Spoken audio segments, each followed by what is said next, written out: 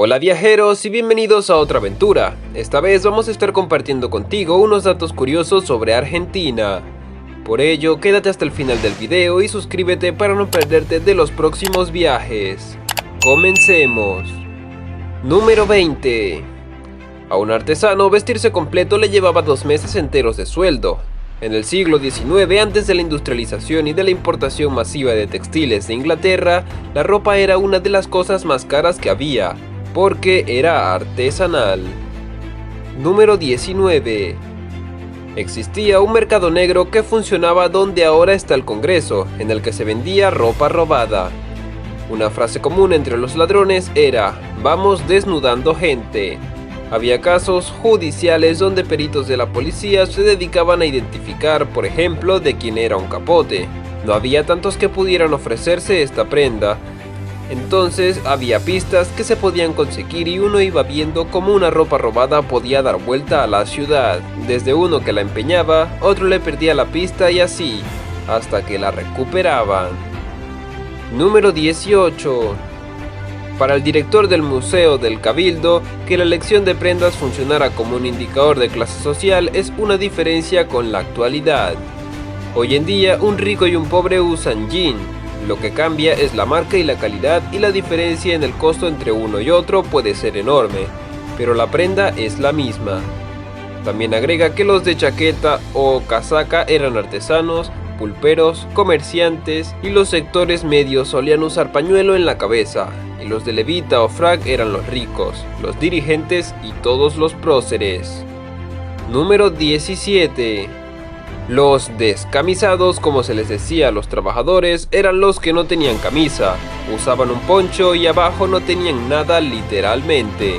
A los plebeyos o el bajo pueblo en ese momento no se les decía así, eran los hombres que usan poncho, y por otro lado los que usan chaqueta y levita.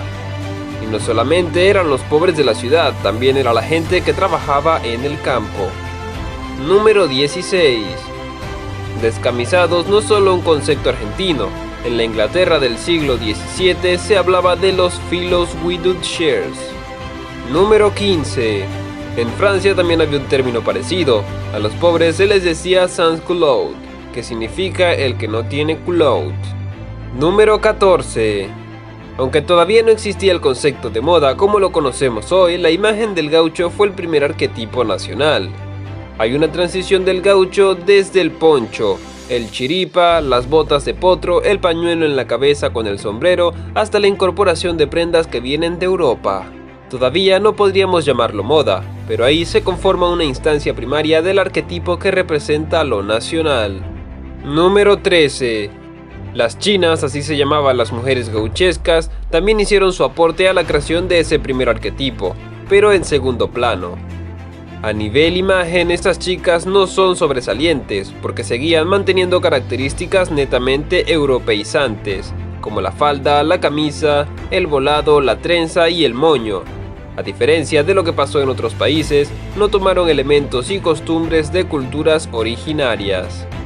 Número 12. Las bombachas de campo no son argentinas, vinieron en un cargamento de la zona de Rumania y Polonia. Por la guerra de Crimea vinieron a parar a Uruguay y de ahí por error a la Argentina. Por eso es muy parecida esa imagen y la geografía de Hungría con la Argentina. Esa cosa de la pampa, el personaje a caballo con bombacha, botas, es bastante similar. La bombacha es un rectángulo que se ata a la cintura con una faja. La misma primero va a ser tejida o de cuero y después se coloca un cinturón ancho, una rastra con diferentes motivos de plata y con monedas para darle una cosa como festiva, y eso le da una cierta posibilidad de lucirse como ser masculino. Número 11. Los peinetones empezaron como un elemento chico para sostener el pelo, conocido como peinetas, y fueron creciendo. Algunos llegaron a medir hasta 1,20 m. Fue una tendencia que llegó desde Europa, en concreto de la tradición española. A medida que su tamaño fue aumentando, se les empezó a colocar la mantilla sobre ellos. Además, se usaban acompañados por vestidos de manga jamón, abuchonada a la altura de los hombros y estrecha hacia las muñecas. Número 10. Las peinetas se hacían con astas de animales y caparazones de las tortugas. Al ser de elementos orgánicos, a veces explotaban o se desintegraban. De esa materia prima natural se obtenía un acrílico primario que se calentaba, se estiraba y llegaba a ser translúcido y resistente, que también se usaba para hacer las ventanas de los barcos. Actualmente hay peinetones reales en el Museo Nacional de Bellas Artes y se pueden visitar. Tienen talladas leyendas federales como por ejemplo "Viva la Federación" o "Al perfil de Rosas y de la esposa de Rosas, Doña Encarnación Ezcurra".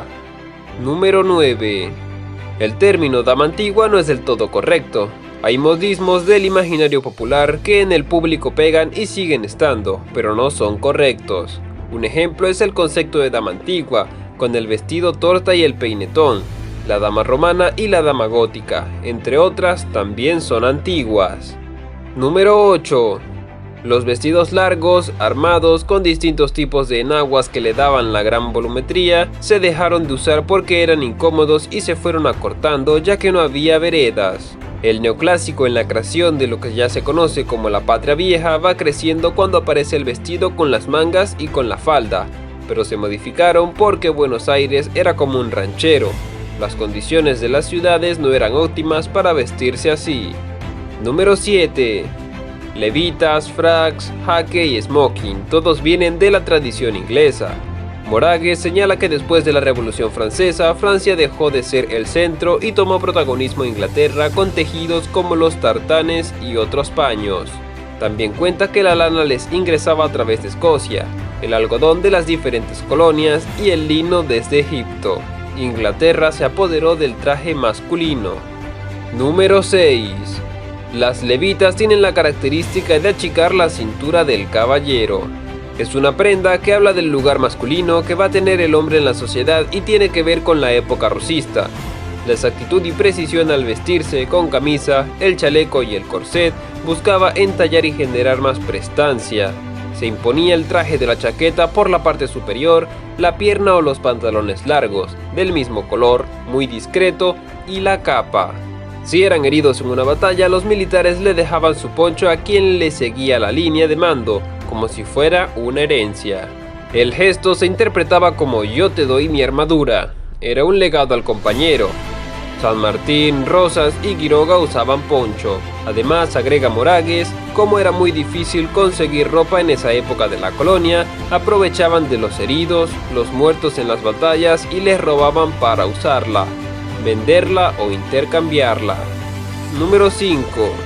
El poncho es antiquísimo y también se encuentra en otras culturas. El especialista en historia de la vestimenta dice: si bien tiene una tradición latinoamericana, podemos encontrarlo en diferentes culturas. Ha sido traído por las primeras oleadas migratorias que vinieron de Oriente, no por el español. Número 4. Nieve en Buenos Aires. En julio de 2007 cayó nieve por primera vez en 89 años en la capital argentina. Número 3. Uno de los teatros de ópera más grandes del mundo, la capital del país alberga el edificio del siglo XIX del Teatro de Ópera Nacional, una de las instalaciones de este tipo más grandes del mundo. Es una curiosidad importante para todos los fanáticos de la música clásica, así como para los amantes de los edificios insólitos. Número 2. El Parque Nacional Tierra del Fuego es un vasto bosque virgen. La falta de interferencia humana significa que aquí puedes sentir un contacto casi místico con la naturaleza. Número 1. Buenos Aires, la capital del país y su ciudad más grande con una población de casi 3 millones. Al igual que con cualquier país que visite, visitar su capital debe ser el primer punto en su lista de lugares para visitar. Si te ha gustado el video, entonces déjame un like y nos vemos en el próximo encuentro. No olvides suscribirte.